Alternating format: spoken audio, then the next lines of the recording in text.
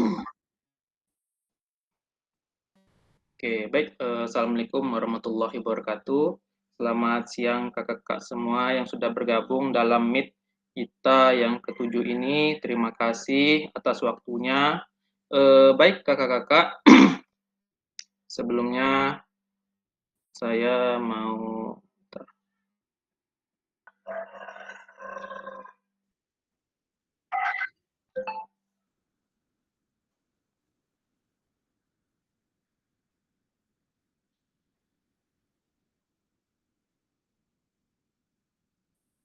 Oke, baik kakak-kakak semua.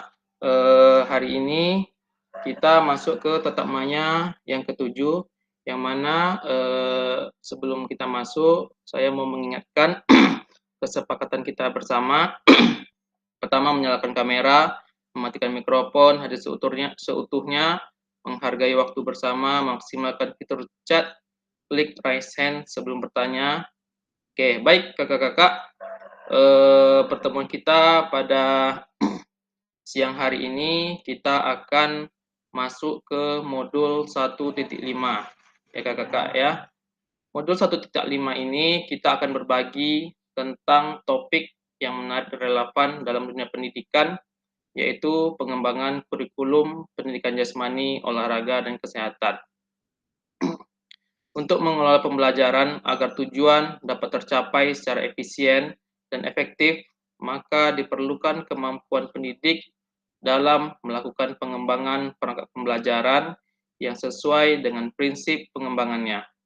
Karena begitu pentingnya tujuan yang hendak dicapai melalui pendidikan jasmani, yaitu mengembangkan individu secara holistik melalui pengalaman belajar yang berorientasi pada aktivitas fisik, olahraga, dan kesehatan, berupa pengembangan keterampilan fisik, peningkatan kesehatan dan kebugaran, pembentukan karakter dan etika, pengembangan keterampilan sosial, pengembangan pengetahuan, dan mendorong keterlibatan seumur hidup, maka diperlukan kesiapan dalam mengelola pembelajaran dalam bentuk perangkat pembelajaran yang baik. Nah, kakak-kakak, modul ini kita akan memfasilitasi kakak-kakak secara konseptual dalam pengembangan kurikulum pendidikan jasmani, olahraga, dan kesehatan. Secara teknis, aktivitas yang akan dilakukan yaitu elaborasi pemahaman, kuatkan pemahaman, dan refleksi. Baik kakak-kakak semua, sebentar. Untuk capaian pembelajaran kita pada hari ini, capaian akhirnya adalah memfasilitasi pembelajaran JOK yang berpusat pada murid secara efektif, bermakna, menyenangkan, dan reflektif. Indikator utama kita adalah kita sebagai seorang guru mampu memahami pembelajaran PJOK sesuai dengan standar kurikulum merdeka. Selanjutnya, capaian pembelajaran khusus atau modul. Yang pertama, guru mampu menjelaskan filosofis kurikulum merdeka, guru mampu menjelaskan konsep pengembangan kurikulum, guru mampu memahami penyusunan program PJOK. Nah, untuk ringkasan alur tujuan pembelajaran itu adalah elaborasi, yang mana peserta melakukan aktivitas secara asinkron materi, yaitu filosofi kurikulum merdeka. Yang kedua, konsep pengembangan kurikulum. Yang ketiga, program PJOK yang berkualitas. Peserta melakukan aktivitas utamanya bersama untuk meningkatkan pemahaman materi filosofi kurikulum merdeka, konsep pengembangan kurikulum, dan penyusunan program PJOK yang berkualitas dalam bentuk aktivitas secara acak materi pengembangan kurikulum PJOK. Nah, untuk refleksinya, kita melakukan cek pemahaman secara mandiri tentang materi filosofi kurikulum merdeka, konsep pengembangan kurikulum, dan penyusunan program PJOK yang berkualitas dengan cara menuliskan pemahaman dalam bentuk narasi. Oke, baik kakak-kakak, saya izin untuk menampilkan slide.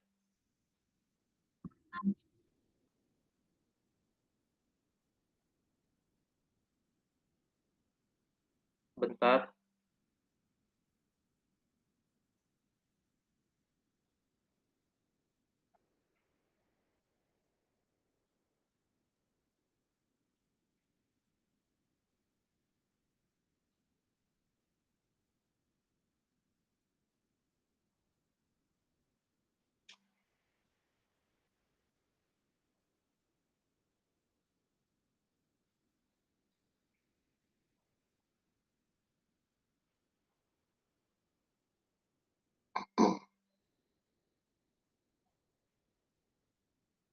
Oke, kakak-kakak bisa dilihat di layar.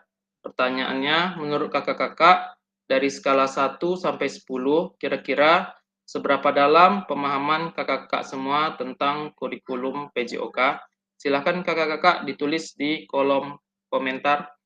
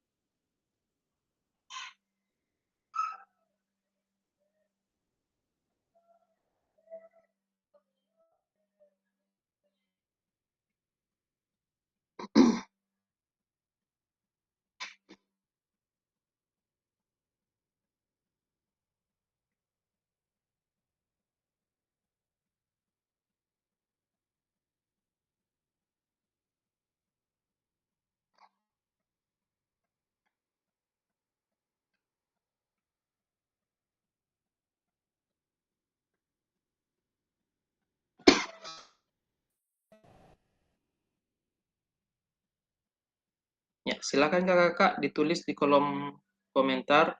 Menurut kakak-kakak dari skala 1 sampai 10, kira-kira seberapa dalam pemahaman kakak-kakak tentang kurikulum PJOK?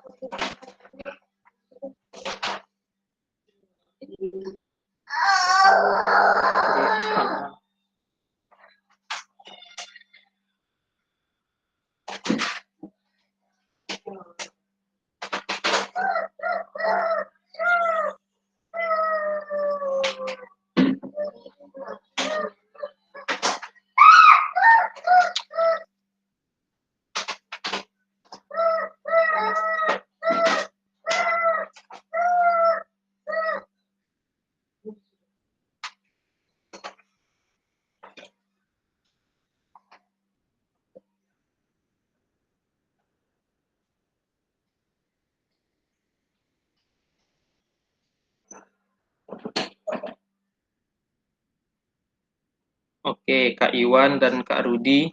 Kakak-kakak yang lain silakan Kak, ditulis Kak.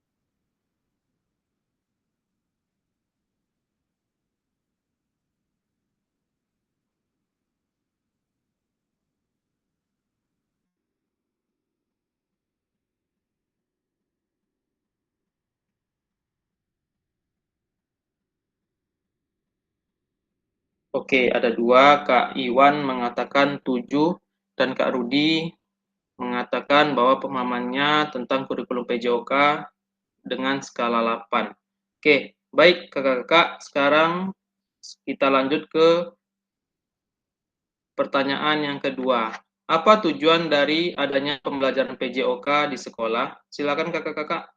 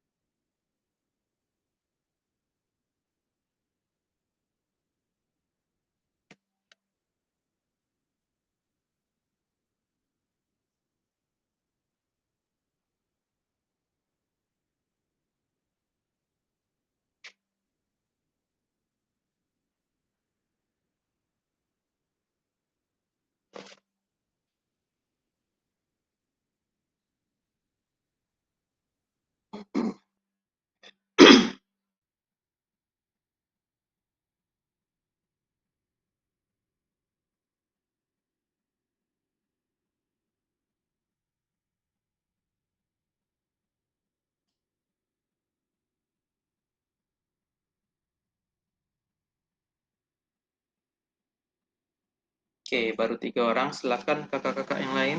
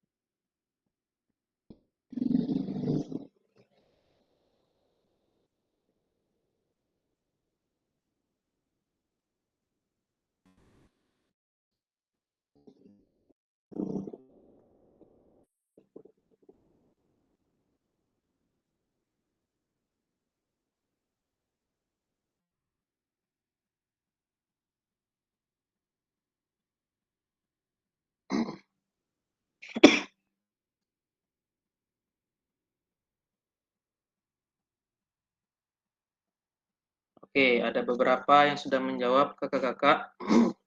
Yang pertama itu Kak Iwan yang mengatakan bahwa tujuan adanya pelajaran PJOK di sekolah adalah untuk kebugaran peserta didik dan penyaluran minat bakat. Dari Kak Nila mengatakan bahwa tujuan pelajaran PJOK di sekolah untuk mengembangkan keterampilan fisik dan bakat anak. Dari Kak Rudi yang mengatakan bahwa tujuan pembelajaran pendidikan jasmani di sekolah adalah untuk mengembangkan anak secara keseluruhan baik dari segi fisik, mental, sosial, emosional, intelektual, dan kesehatan. Dari Kak Rati mengatakan bahwa untuk mengembangkan anak secara keseluruhan, fisik, mental, sosial, emosional, dan menyalurkan minat bakat anak. Dari Kak Rahma yang mengatakan untuk membentuk peserta didik berkreatif, mengembangkan bakat dan minat peserta didik. Dari Kak Dedi mengatakan tujuan pelajaran PJOK di sekolah adalah untuk mengembangkan keterampilan motorik serta menjaga kebugaran peserta didik. Oke, terima kasih kepada kakak-kakak yang telah menjawab.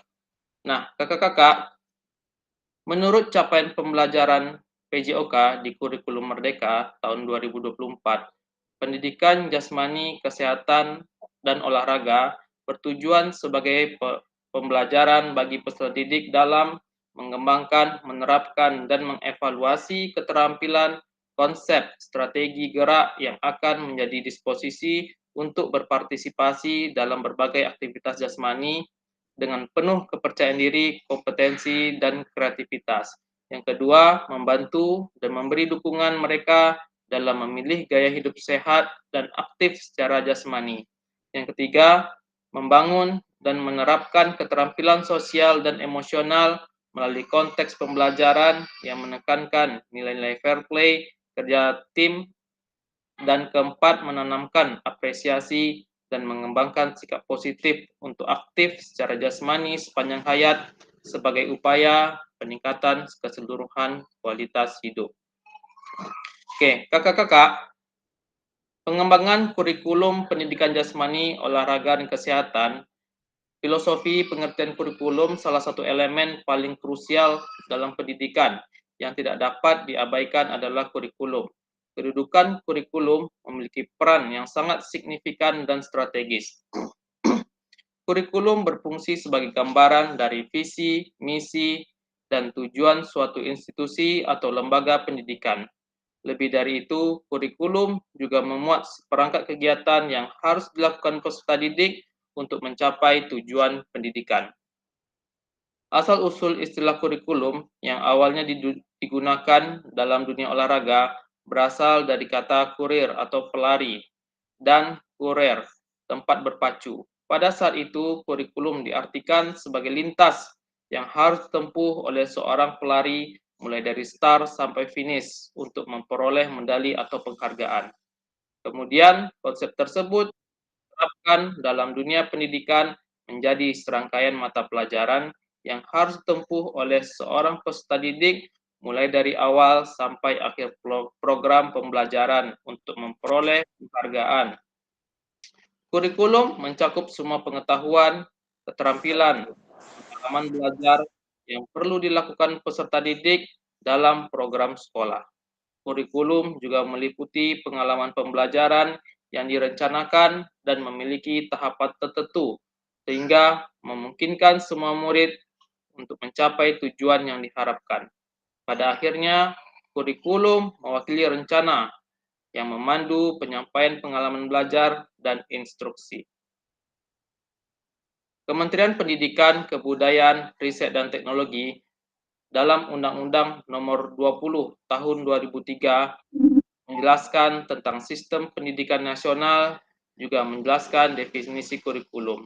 Kurikulum adalah seperangkat rencana dan pengaturan mengenai tujuan, isi, dan bahan pelajaran serta cara yang digunakan sebagai pedoman penyelenggaraan kegiatan pembelajaran untuk mencapai tujuan tertentu. Kurikulum perlu terus diperbaharui dan ditingkatkan agar selaras dengan kemajuan ilmu pengetahuan dan teknologi, serta kebutuhan masyarakat yang sedang berkembang. Oleh karena itu, tidak mengherankan bahwa di Indonesia terus berusaha dan melakukan pengembangan kurikulum. Kurikulum Merdeka menjadi pengembangan terbaru setelah revisi dari kurikulum 2013 yang telah disempurnakan. Pembahasan kurikulum pada konteks ini adalah kurikulum dalam arti luas, yakni kurikulum dalam tingkat nasional. Dalam Peraturan Pemerintah Nomor 57 Tahun 2021 tentang Standar Nasional Pendidikan, kita memahami bahwa kurikulum terdiri atas 3 kerangka. Kerangka dasar kurikulum dan struktur kurikulum. Kerangka dasar kurikulum dan struktur kurikulum menjadi landasan bagi guru dalam mengembangkan kurikulum di satuan pendidikan. Pada kajian akademik, kurikulum untuk pemulihan pembelajaran, hal yang diperlukan pendidik yakni pengembangan kerangka dasar dan struktur kurikulum yang telah dirancang di tingkat nasional ke dalam kurikulum tingkat satuan pendidikan untuk sampai pada perubahan proses pembelajaran di level peserta didik dan mencapai tujuan pendidikan nasional. Kurikulum juga merupakan seperangkat rencana pembelajaran yang terdiri dari isi dan materi-materi pembelajaran yang terstruktur, terprogram, dan terencana dengan baik. Kurikulum juga berkaitan dengan berbagai kegiatan dan interaksi sosial di lingkungan dalam penyelenggaraan kegiatan belajar mengajar dengan tujuan mencapai tujuan pendidikan. Kepala sekolah pengawas menggunakan kurikulum sebagai pedoman untuk melakukan supervisi dan pengawasan. Orang tua dapat menggunakan kurikulum sebagai panduan dalam membimbing anak-anaknya belajar di rumah. Masyarakat dapat menggunakan kurikulum sebagai referensi untuk memberikan dukungan dalam penyelenggaraan proses pendidikan di sekolah. Sedangkan bagi peserta didik, kurikulum dapat menjadi acuan dalam melaksanakan kegiatan belajar. Nah, kakak-kakak, izin menampilkan share screen. Di sini ada pertanyaan pemantik. Silakan kakak-kakak untuk menjawabnya di kolom komentar.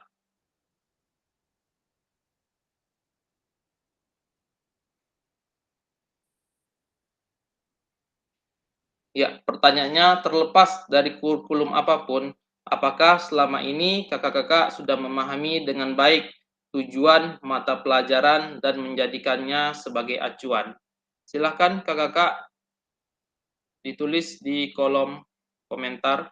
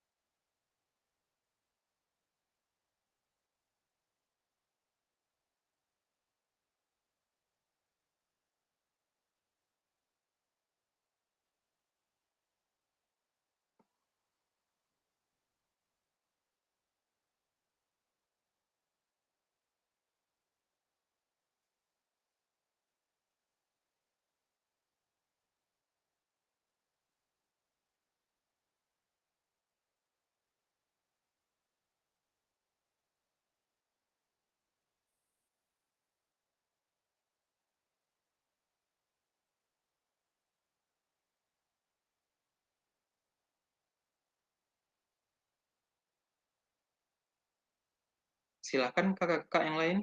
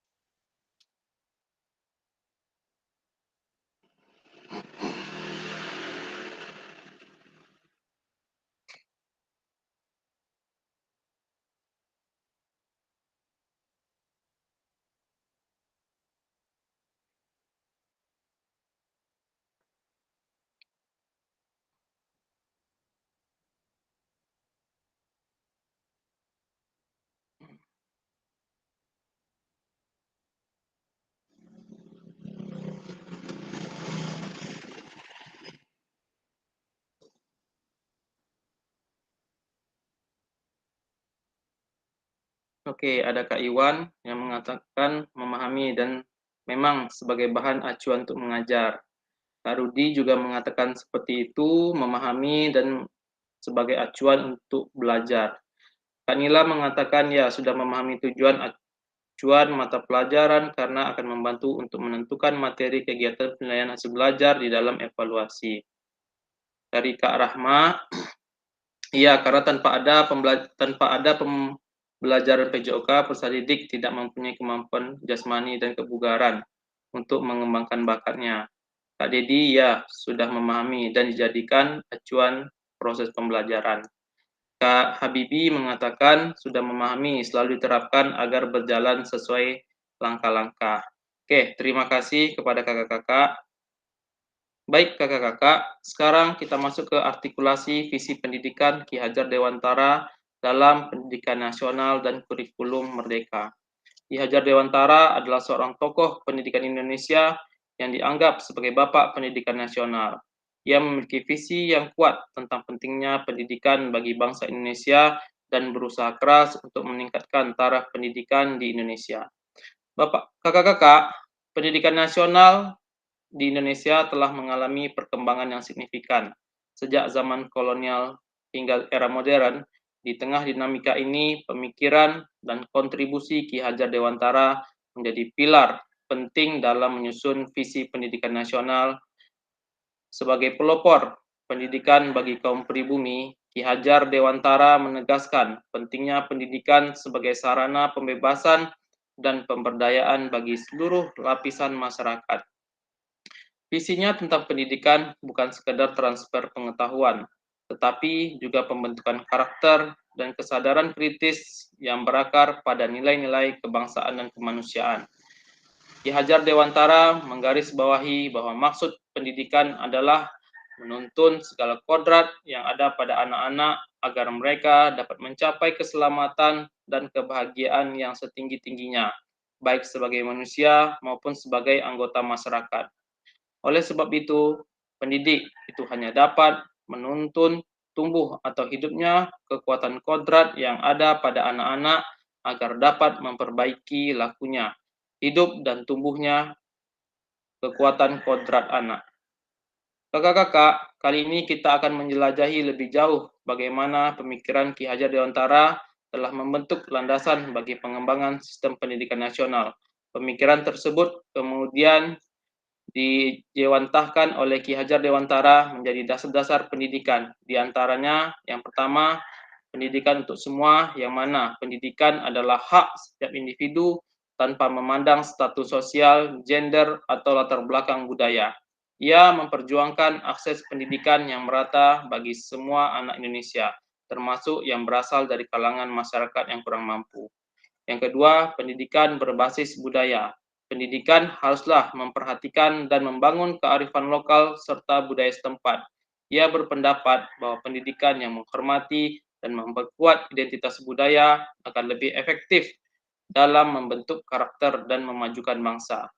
Yang ketiga, pendidikan holistik, yaitu pendidikan tidak hanya terbatas pada aspek akademik semata, tetapi juga harus memperhatikan perkembangan fisik, emosional, dan sosial individu. Ia mendorong pendidikan yang menyeluruh untuk mengembangkan potensi dan kepribadian anak secara optimal. Yang keempat itu adalah pendidikan karakter, menekankan pentingnya pembentukan karakter yang kuat dalam pendidikan. Pendidikan harus membantu mengembangkan sifat-sifat seperti kejujuran, disiplin, tanggung jawab, kerjasama, dan semangat gotong royong untuk membentuk generasi yang berkarakter dan berintegritas. Yang kelima, pendidikan yang relevan dengan kehidupan. Pendidikan harus relevan dengan kehidupan sehari-hari. Pendidikan harus memberikan pengetahuan dan keterampilan yang dapat diterapkan dalam kehidupan nyata, sehingga murid dapat mempersiapkan diri dengan baik untuk menghadapi tantangan masa depan. Yang keenam, pendidikan sebagai alat pembebasan. Pendidikan sebagai alat pembebasan dari ketidakadilan dan penindasan. Ia berjuang untuk menciptakan pendidikan yang dapat memberi kesempatan kepada semua individu untuk berkembang dan meraih kehidupan yang lebih baik. Dasar-dasar pendidikan Ki Hajar Dewantara masih relevan hingga saat ini dan menjadi landasan dalam pembangunan sistem pendidikan di Indonesia. Kontribusi dan pemikirannya dalam bidang pendidikan telah memberikan pengaruh yang sangat besar dalam pengembangan pendidikan di Indonesia.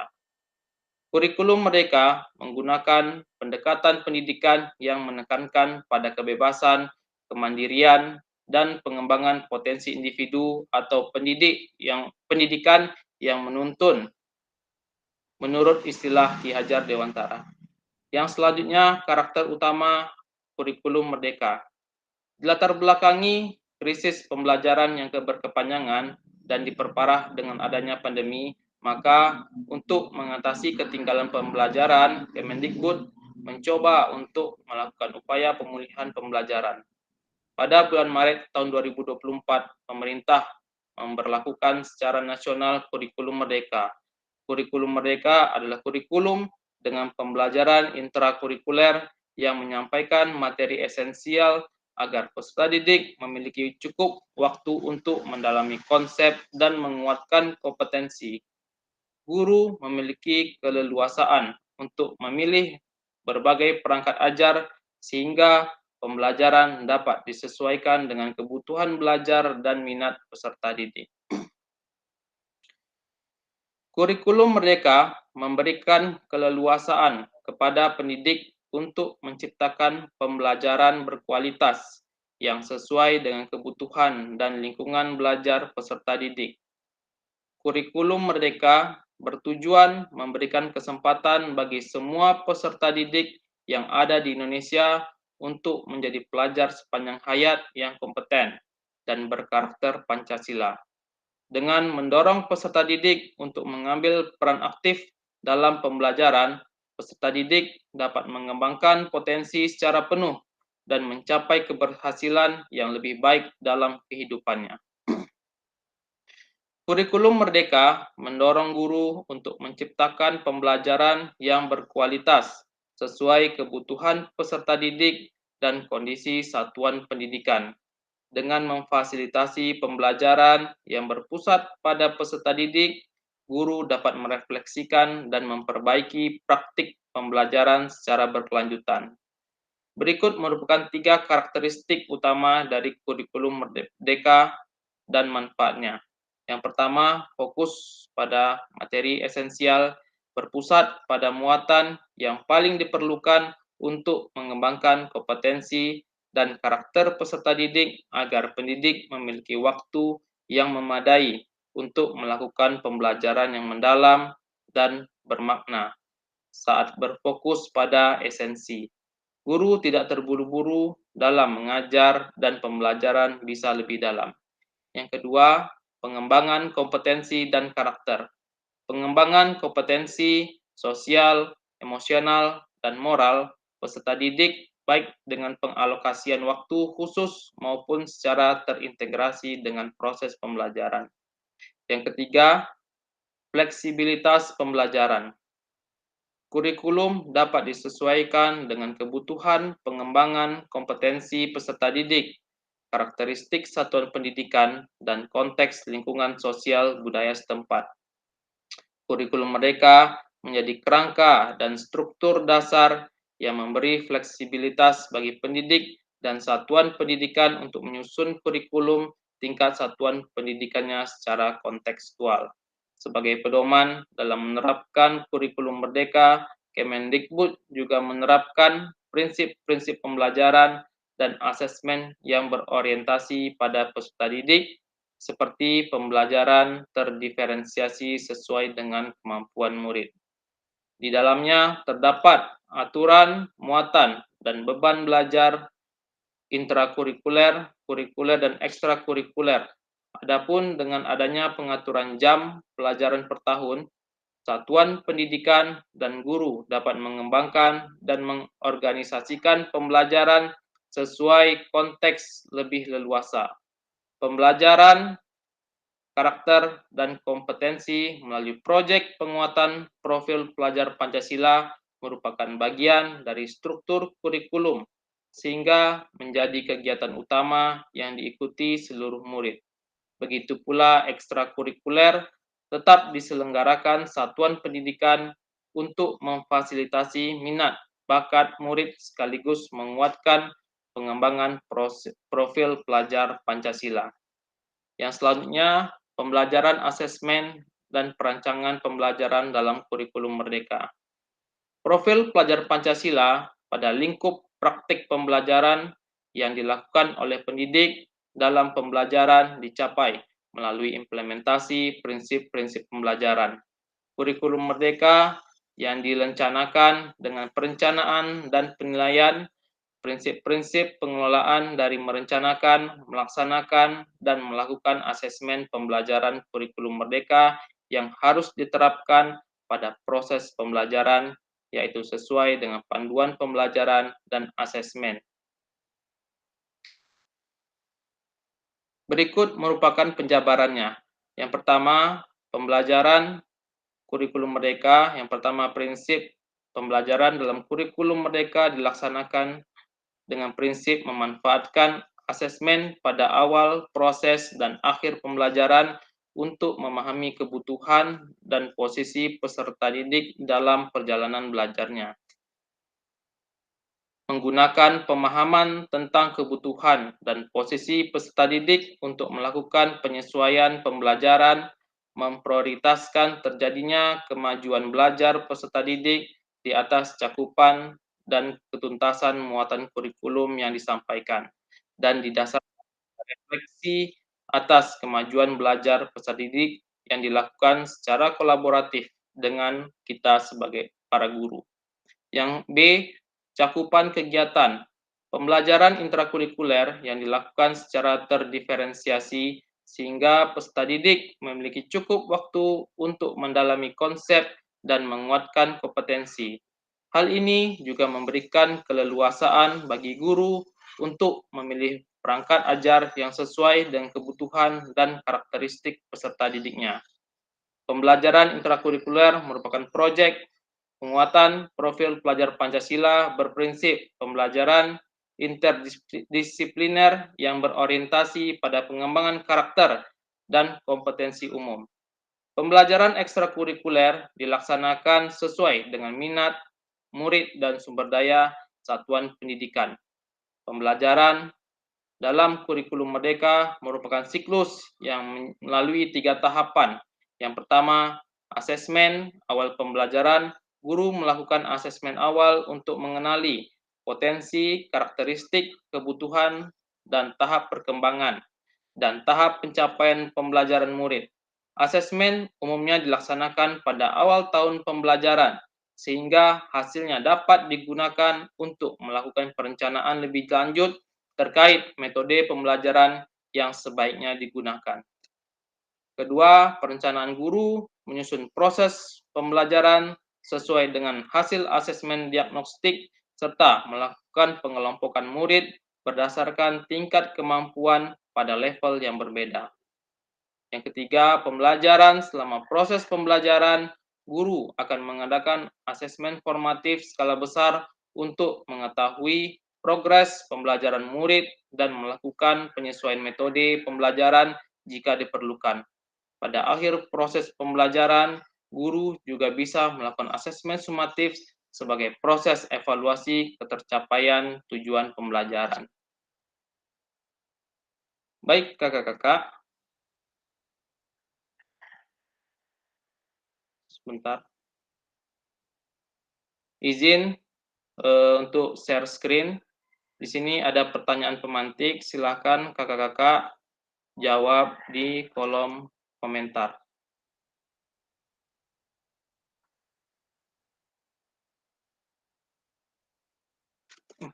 Sebentar.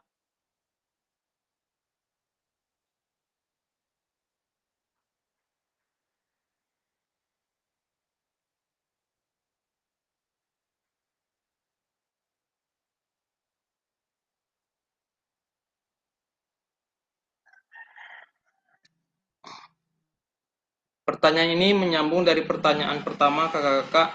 Dalam konteks kurikulum merdeka, apakah tujuan-tujuan ini bisa dicapai?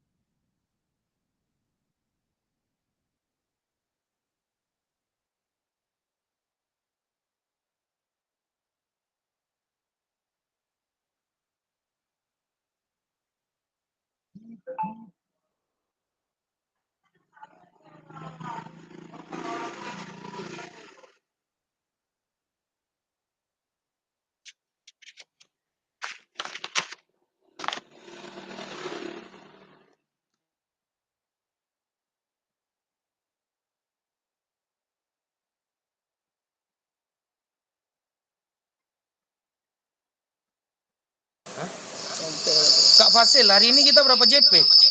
2 jam, Kak. Oke, makasih Kak. Iya, Kak.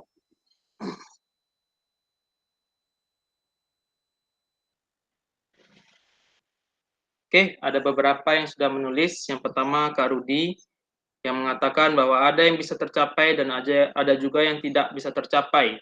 Semua tergantung sarana dan prasarananya. Dari Kak Roni, kondisional, ada yang dapat tercapai dan ada yang tidak. Kak Iwan mengatakan tergantung situasi dan kondisi. Kak Nila sudah tercapai karena guru mudah melakukan pembelajaran berdiferensiasi, mengasah minat, bakat, karakter murid secara menyeluruh. Kak Dedi mengatakan ada yang bisa dicapai dan ada yang tidak bisa dicapai. Kak Rahma, ada yang tercapai dan tidak tercapai tergantung kebutuhan peserta didik dalam melakukan pembelajaran yang diminati peserta didik dan tergantung sarana dan prasarananya. Oke, kakak-kakak, memahami tujuan umum penting sebagai acuan untuk memahami muara akhir pembelajaran.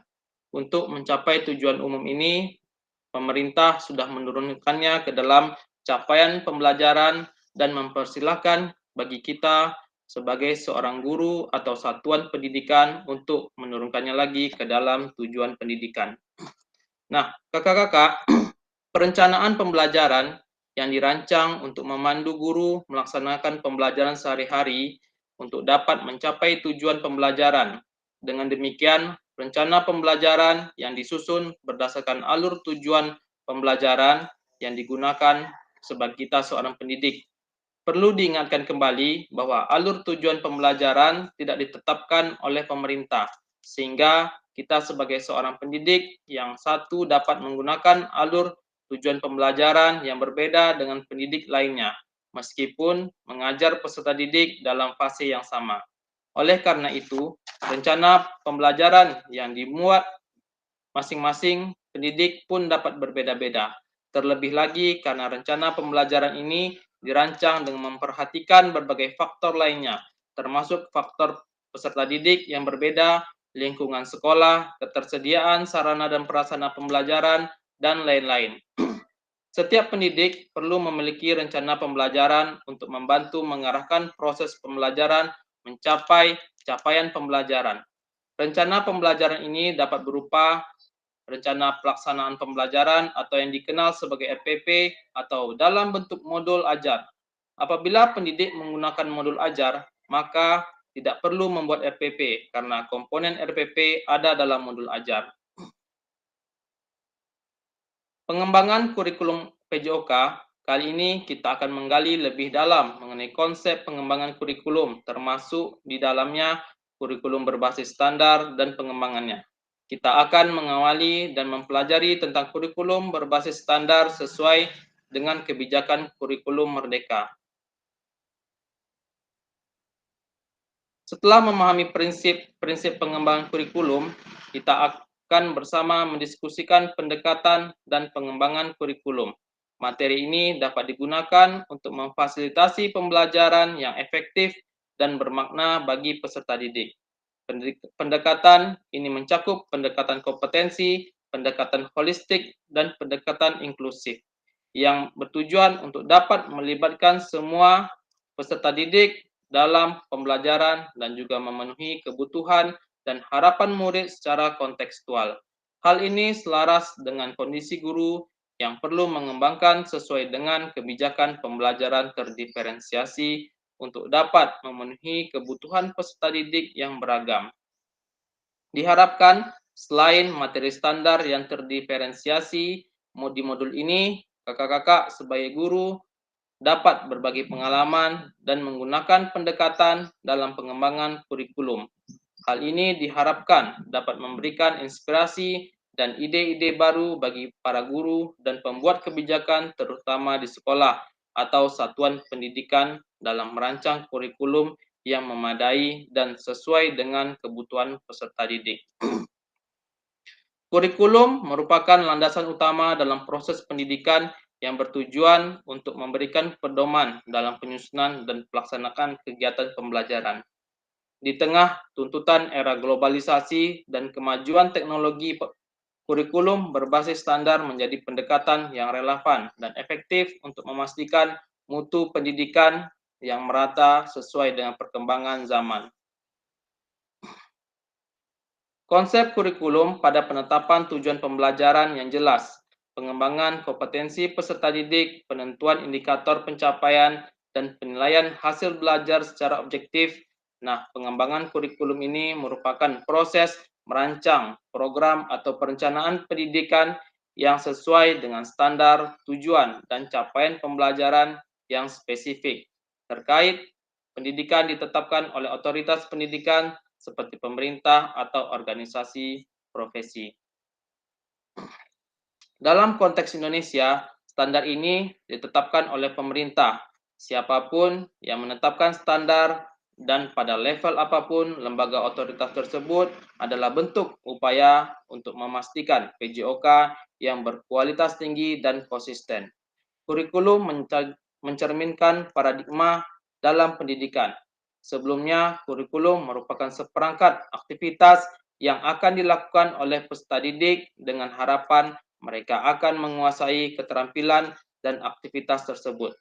Saat ini, model kurikulum seperti tidak dianggap relevan karena berbagai bentuk aktivitas jasmani baru terus muncul dan menjadi preferensi peserta didik untuk terlibat dan pada aktivitas jasmani. Di banyak negara, termasuk Indonesia, pengembangan kurikulum mengacu pada suatu standar. Standar yang menjadi acuan dalam pengembangan kurikulum adalah Standar Nasional Pendidikan. Kurikulum merupakan suatu rencana pembelajaran yang dibuat dengan menggunakan acuan dari standar-standar yang telah ditetapkan, seperti standar tingkat daerah, negara bagian, atau nasional. Aspek yang dikembangkan kurikulum meliputi keterampilan, pengetahuan, dan sikap yang harus diperlihatkan oleh peserta didik agar memenuhi standar tersebut. Pernyataan di atas jalan dengan 3 ranah pendidikan yang dikembangkan pada peserta didik meliputi ranah pengetahuan, keterampilan, sikap. Selain itu, ditentukan juga aktivitas-aktivitas yang akan membantu peserta didik mencapai tujuan yang telah ditetapkan dalam standar tersebut. Ketentuan akan pengembangan kurikulum berbasis standar menurut Keputusan Menteri Nomor 262/M/2002 dapat digambarkan dalam penjelasan sebagai berikut. Pengembangan kurikulum dilakukan dengan mengacu pada standar nasional pendidikan untuk mewujudkan tujuan pendidikan nasional. Kurikulum pada semua jenjang dan jenis pendidikan dikembangkan dengan prinsip sesuai dengan satuan pendidikan, potensi, daerah, dan murid. Yang ketiga, kurikulum disusun sesuai dengan jenjang pendidikan dalam kerangka Negara Kesatuan Republik Indonesia dengan memperhatikan yang pertama, peningkatan iman dan takwa, peningkatan akhlak mulia, peningkatan potensi, kecerdasan, dan minat murid, keragaman potensi daerah dan lingkungan, tuntutan pembangunan daerah dan nasional, tuntutan dunia kerja, perkembangan ilmu pengetahuan, teknologi dan seni, agama, dinamika perkembangan global. Secara khusus, hal yang berhubungan dengan standar pengembangan kurikulum mata pelajaran PJOK akan dijelaskan pada akhir bagian modul. Prinsip-prinsip pengembangan kurikulum. Pada kegiatan sebelumnya, kakak-kakak telah belajar tentang pengembangan kurikulum secara umum. Pengembangan kurikulum mengacu pada standar nasional pendidikan, prinsip sesuai dengan satuan pendidikan, potensi daerah, dan murid. Kali ini kita akan mengkaji prinsip pengembangan kurikulum yang dimaksudkan dalam materi merupakan bentuk dari rencana atau perencanaan pembelajaran yang disusun berdasarkan prinsip-prinsip yang sesuai sehingga memandu pelaksanaan pembelajaran kondusif dalam pencapaian tujuan pembelajaran yang efektif. Baik kakak-kakak, di sini ada pertanyaan pemantik.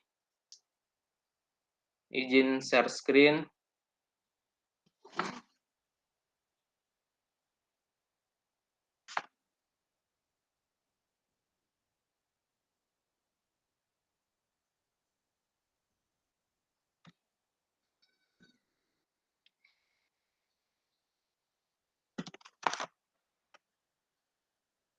Oke, pertanyaannya, bagaimana memastikan agar pengajaran yang kita lakukan benar-benar menyasar pada tujuan pembelajaran?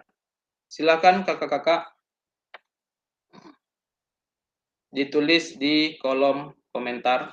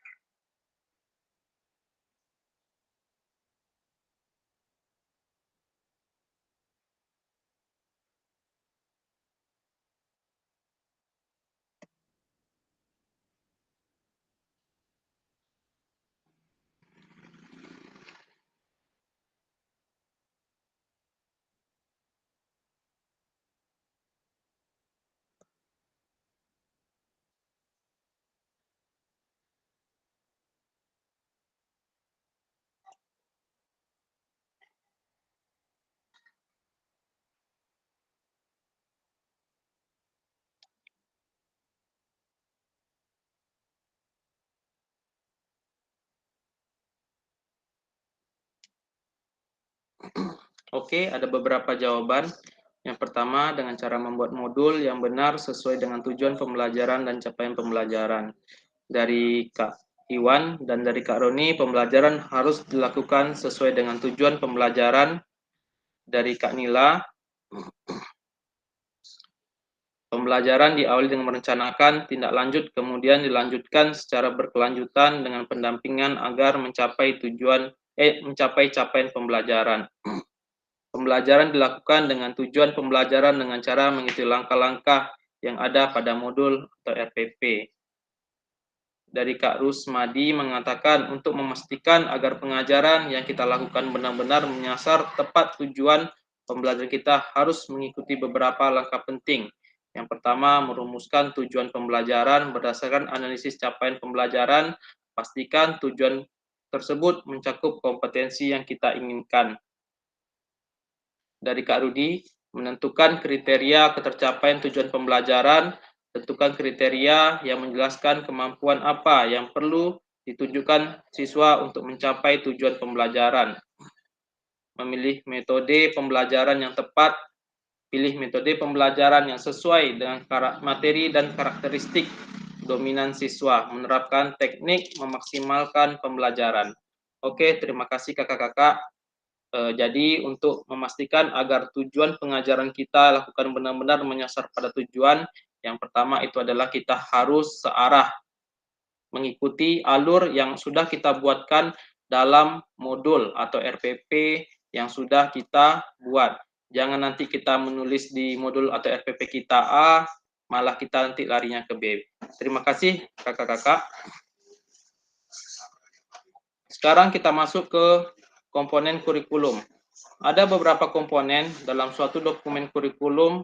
Komponen kurikulum pada satuan pendidikan pelaksana kurikulum Merdeka itu struktur kurikulum, capaian pembelajaran, asesmen, pengajar, kurikulum satuan pendidikan.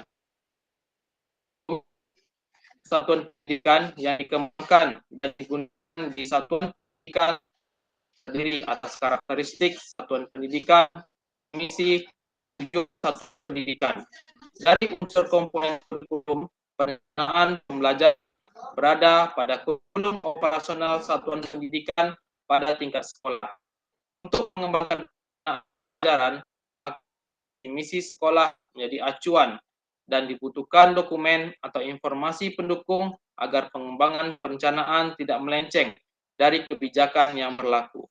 Secara umum, capaian pembelajaran dapat meliputi rumusan tentang rasional, tujuan mata pelajaran, karakteristik mata pelajaran, elemen pembelajaran, dan uraian pembelajaran. Komponen-komponen dalam dokumen capaian pembelajaran akan membantu kita sebagai seorang guru dalam mengembangkan kurikulum dan merancang pembelajaran.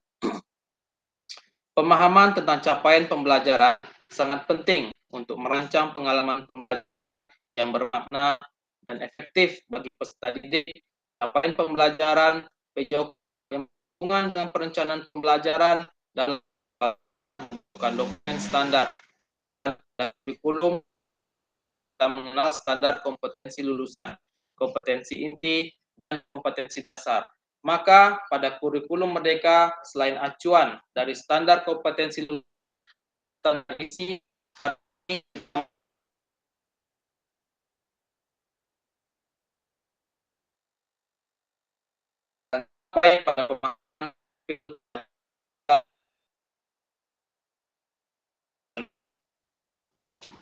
kurikulum Merdeka menyediakan yang harus dicapai pada akhir fase dengan keleluasaan untuk menentukan link serta urutan materi dalam mencapainya. Kompetensi kita sebagai guru dibutuhkan untuk mengembangkan kurikulum di tingkat satuan pendidikan. Sebagai penyusunan program PJOK, sebagaimana sebelumnya kakak-kakak tidak dipaksa mengenai konten harus pada yang berbasis standar. Pemerintah hanya menyediakan serangkaian standar dan tertuang dalam Permendikbud nomor 7 tahun 2022 tentang standar isi. melalui penetapan capaian pembelajaran yang harus dicapai oleh peserta didik untuk tiap fasenya. Kita tidak memberikan resep yang bersih konten apa saja yang harus diajarkan, bagaimana konten disampaikan.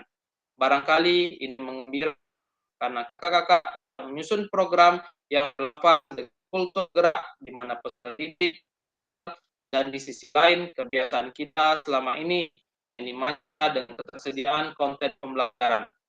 Menjadi tantangan kita dalam mengembangkan Apa nih nyedet-nyedet jaringannya? Kak, putus-putus suaranya Kak. Putus-putus Kak. Iya, Kak. Gemuruh, ada gemuruh juga. Suara Fasil tak dengar Kak. Putus-putus tuh Iya, suaranya.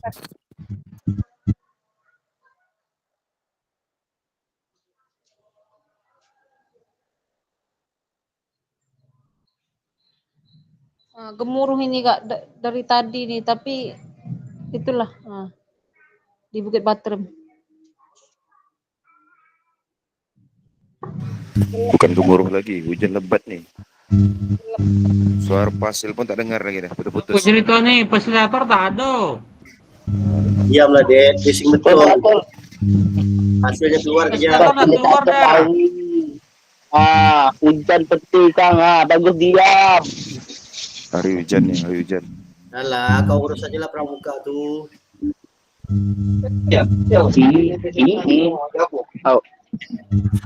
Siapa guys?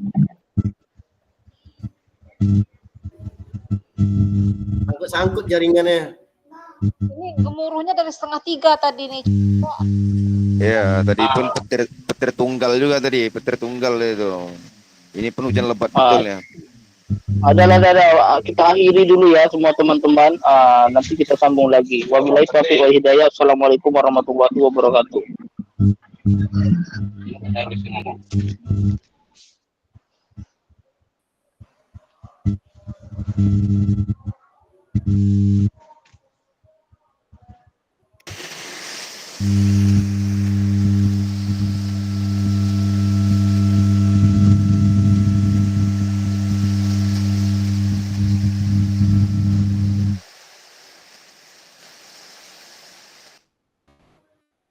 Banyak yang keluar nih. Ya, kena hari hujan lebatnya. Hujan lebat, petir.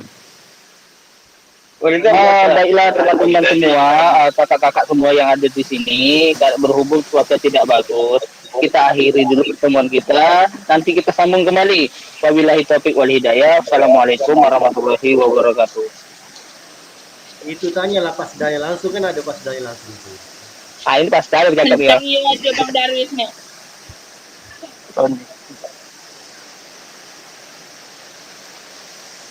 Kalau mau bercakap lagi yang sehujan lebat betul lah. Ini Gegaro Darwis saja nih, tepi laut. Awak dalam rumah. Iya. Jam itu semua pula awak yang kena. Jadi Darwis saya keluar tak apa doh. Mana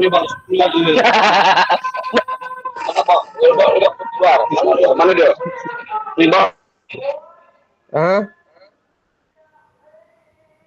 Selaga di kontang S2. Bel. Masuk pula sekolah lagi, Bob. Habis lah, nanti rusak semua tempat ini. Kok ada gembel pula sih, Bang? Darwis sama ngembel pramuka doh.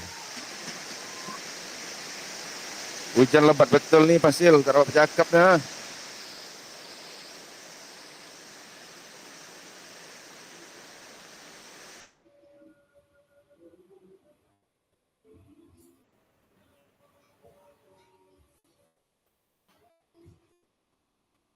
Oke, kakak-kakak, dengar suara saya? Dengar Kak Fasil, tadi putus-putus. Materi Ya, tadi tak dapat. Iya. Dengar dah, tadi putus-putus Gegaro orang pramuka aja tuh. Iya. Mohon maaf ya Ini kakak-kakak, Fasil. karena di sini Iya. gemuruh juga. Kita selesaikan Sama. apa lagi kakak-kakak ya, agak 20 menit lagi. Setelah itu kita apa aja lagi. Kita Ini bukan main lebat hujan. Iya. Oke kakak-kakak, silakan kakak-kakak dijawab soal yang ada di slide.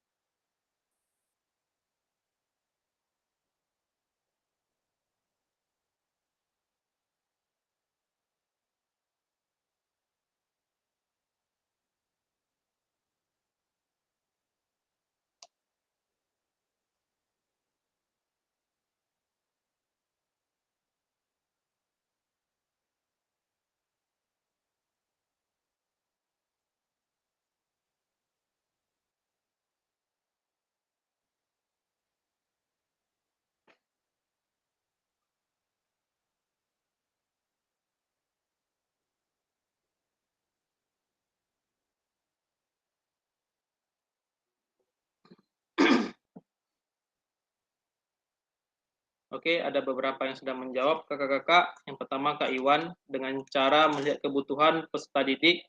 Kak Roni mengatakan melihat kondisi peserta didik, secara prasekolah, dan kemampuan guru. Kak Rudi mengatakan saya merancang program PJOK dengan pendekatan holistik, mempertimbangkan aspek fisik, emosional, dan sosial murid. Saya melakukan analisis kebutuhan untuk memahami minat dan kemampuan siswa, lalu menyusun tujuan pembelajaran yang jelas. Selain itu, saya juga berupaya menyisipkan elemen keterampilan dasar kesehatan dan sportivitas dalam setiap kegiatan. Oke, terima kasih kakak-kakak. Kita lanjutkan sedikit lagi ya kakak-kakak ya. Karena cuaca sepertinya makin buruk. Kita masuk ke backward design kakak-kakak. Kakak-kakak, barangkali banyak di antara kita yang tidak familiar dengan backward design, meskipun istilah ini sudah berkembang di dalam studi organisasi. Dalam konteks pembelajaran, backward design adalah suatu pendekatan dalam merancang instruksional yang melibatkan perencanaan proses pembelajaran yang dimulai dari identifikasi capaian yang diharapkan dan kemudian merancang langkah-langkah yang dibutuhkan untuk mendapatkan capaian tersebut secara mundur ke belakang. Dalam pengembangan program pembelajaran backward design juga menggunakan metode yang sama, yakni dari capaian atau tujuan dan diteruskan dengan bergerak ke belakang, menentukan penilaian, pengalaman belajar, dan aktivitas untuk mencapai tujuan tersebut. Pendek kata, backward design merupakan proses sistematis yang memastikan kesesuaian kurikulum dengan capaian pembelajaran yang diinginkan. Proses backward design dalam pengembangan kurikulum secara umum melalui 3 tahap, yakni mengidentifikasi capaian pembelajaran. Pada tahap ini melibatkan penentuan pengetahuan, pemahaman, dan keterampilan apa yang harus dikuasai oleh murid di akhir suatu fase. Capaian pembelajaran harus jelas, terukur dengan standar atau tujuan pendidikan. Yang kedua, menentukan metode penilaian. Langkah selanjutnya adalah kakak-kakak menentukan penilaian atau metode pengumpulan bukti yang menunjukkan apakah murid telah mencapai tujuan pembelajaran dan capaian pembelajaran tersebut. Khusus untuk materi penilaian dalam pelatihan ini, kakak-kakak akan mendapatkan modul khusus asesmen. Adapun desain penilaian yang akan kakak-kakak lakukan harus memiliki kelencangan dengan capaian pembelajaran dan memberikan indikator kecakapan murid yang dapat diandalkan. Yang ketiga, merencanakan pengalaman belajar dan strategi pembelajaran. Pada tahap terakhir ini, kakak-kakak akan merancang metode mengajar apa yang paling sesuai, konten apa yang menjadi minat murid, dan bagaimana aktivitas ditentukan untuk memfasilitasi keterlibatan dan pembelajaran mereka. Kakak-kakak dituntut untuk memfokuskan pada rancangan instruksi yang sejalan dan logis untuk membawa mereka ke arah capaian yang diharapkan. Pakar PJOK asal luar negeri yang bernama Lun dan Tenel juga merujuk pada menawarkan 3 tahap menjadi tahap dalam menentukan tujuan, merancang penilaian, dan merencanakan pelaksanaan instruksional PJOK. Penjabaran pendekatan desain mundur dalam PJOK diulas di bawah ini. Yang pertama itu tujuan, seperti sudah diulas sebelumnya, nilai, keyakinan, dan filosofi yang kakak-kakak kembangkan akan menjadi landasan dalam mengidentifikasi apa yang akan dipelajari murid-murid. Artinya, filosofi kakak-kakak akan menjadi lensa di mana kakak-kakak akan menetapkan tujuan dalam rangka mencapai standar. Perlu dicatat bersama bahwa standar di sini merefleksikan ekspektasi minimal. Kakak-kakak selalu dapat melampaui apa yang tertulis dalam standar. Yang kedua, penilaian. Merancang penilaian yang sesuai dengan tujuan adalah titik krusial. Apa yang peserta didik hendak capai, bagaimana keberhasilan akan tujuan. Apa semua murid harus menunjukkan dengan cara yang sama? Tentu jawabannya tidak, sebagaimana tiap murid belajar secara berbeda-beda. Maka mendemonstrasikan pembelajaran secara berbeda pula. Di tangan kakak-kakaklah sebenarnya letak bagaimana mereka akan menunjukkan kesuksesan, penugasan, kompetensi, dan level pencapaiannya. Kesuksesan diukur oleh pencapaian mereka dan tidak ada cara yang lebih baik selain memberikan mereka kesempatan dalam memilih cara yang menurut mereka paling efektif dan otentik dalam mendemonstrasikan capaian mereka. Tentu saja ini sangat ideal dan sulit dilakukan. Akan tetapi, arah pendidikan kontemporer saat ini menuju ke sana. Demikian pula pendidikan jasmani. Yang ketiga, instruksional. Instruksi atau pengajaran dirancang untuk memfasilitasi pembelajaran. Kakak-kakak harus melakukannya secara sengaja, penuh pertimbangan, kreatif, dan memotivasi. Para ahli dalam bidang pendidikan jasmani meyakini bahwa dengan merancang pengajaran dengan berbasis model akan menjanjikan cara yang efektif dalam menghantarkan program PJOK yang bermakna. Ibarat paket menu di restoran, model kurikulum adalah menu yang lengkap. Tiap model memiliki landasan filosofi, strategi mengajar, sampai penilaian. Sebagaimana sudah disebutkan sebelumnya, kurikulum merdeka yang berlaku saat ini dikembangkan dengan pendekatan backward design. Peran pemerintah pusat di sini adalah menetapkan capaian pembelajaran yang diorganisir berdasarkan fase-fase. Dari fase capaian yang diharapkan saat lulus SMA bergerak ke belakang menuju pintu gerbang masuk atau fase pertama atau fase A. Kakak-kakak akan menggunakan capaian pembelajaran ini dan kemudian secara mandiri mengembangkan pengalaman belajar, aktivitas, dan penilaian untuk setiap fasenya. Misalnya untuk fase C yang menjadi gambaran capaian pembelajaran murid kelas 5 dan kelas 6, kakak-kakak akan menggunakan apa yang sudah dirumuskan dalam capaian pembelajaran. Kemudian bergerak ke belakang, menentukan penilaian dan aktivitas belajar secara mundur tiap tahun atau tiap semester, sampai awal kelas 5. Disinilah kakak-kakak akan menentukan bagaimana tujuan pembelajaran itu akan dicapai dan aktivitas pembelajaran apa saja yang akan membawa kepada capaian pembelajaran di fase akhir. Oke, baik kakak-kakak. Bentar.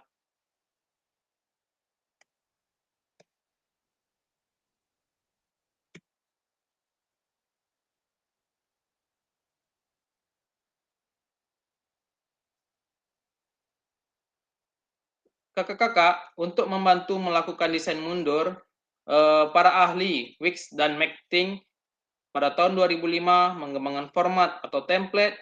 Yang tahap pertama, hasil yang diharapkan, tujuan yang sudah ditetapkan, apa tujuan yang hendak dicapai. Di sini kakak-kakak dapat mengacu pada capaian pembelajaran yang berlaku.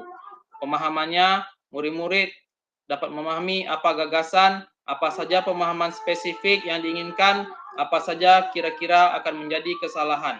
Pertanyaan esensialnya, apa saja pertanyaan provokatif di sini yang akan mengembangkan inquiry pemahaman dan transfer pembelajaran. Tahap kedua itu adalah bukti asesmen, yang mana melalui bukti lain apa saja yang dapat menunjukkan capaian hasil yang diharapkan. Misalnya kuis, tes, observasi, pekerjaan rumah, jurnal, dan lain-lain. Dengan kriteria apa kinerja tersebut akan dinilai. Bukti yang lain, melalui bukti yang lain apa saja yang dapat menunjukkan capaian hasil yang diharapkan, misalnya kuis, tes, observasi, pekerjaan rumah, jurnal, dan lain-lain. Yang tahap ketiganya, perencanaan pembelajaran, aktivitas pembelajaran, pengalaman belajar, dan instruksional yang memungkinkan murid mencapai hasil yang diharapkan. Bagaimana desainnya? Yang pertama, bantu murid mengetahui kemana dan arah pembelajaran yang diharapkan. Kakak-kakak harus mengetahui dari mana datangnya murid. Yang pertanyaan di atas secara urut dimulai dari tahap 1 sampai 3, maka akan membantu kakak-kakak melakukan desain mundur dalam pengembangan program pembelajaran PJOK. Kakak-kakak, melalui materi ini, kakak-kakak diperkenalkan dengan berbagai strategi dan aktivitas yang dapat meningkatkan pemahaman kakak-kakak menjelajahi metode seperti diskusi kelompok, presentasi, permainan kuis interaktif, tentang bagaimana mengidentifikasi area yang membutuhkan penguatan pemahaman dan mengembangkan strategi yang tepat untuk mengatasi tantangan tersebut. Baik kakak-kakak, ini ada pertanyaan pemantik terakhir. Silakan kakak-kakak isi. di kolom komentar.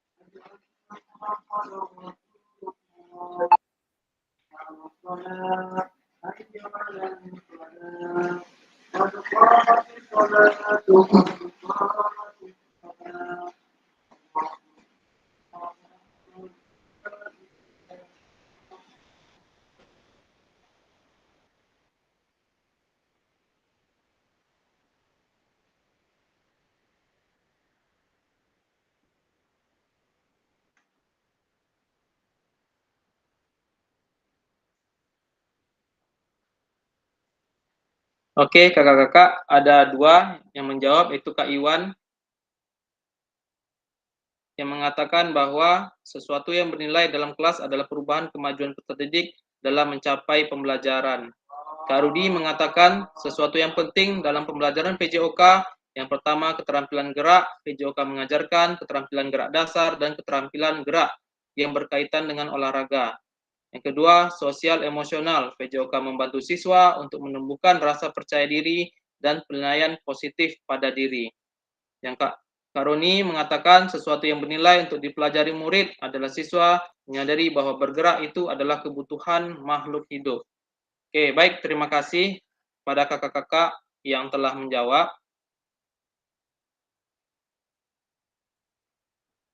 Iya. Ini sepertinya cuaca makin buruk kakak-kakak. Saya mungkin rekaman.